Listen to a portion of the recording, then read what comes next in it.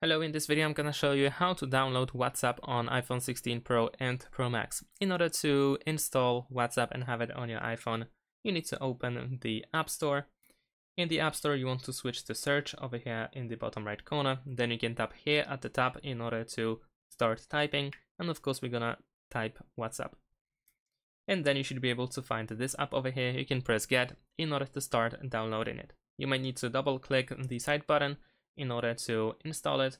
In my case, I also need to use Face ID. And there we go. Now we need to wait just a couple of seconds before the app is downloaded. Once it is downloaded, we can open it. And there we go. Of course, the app should also be... You should also be able to find the app later on. For instance, in the app library, you might need to, of course, open the whole list over here.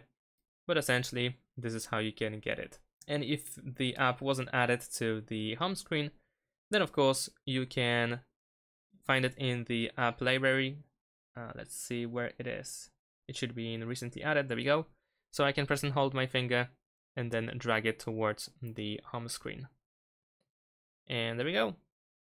Thanks for watching. Leave a like and subscribe to my channel and see you in my next videos. Bye.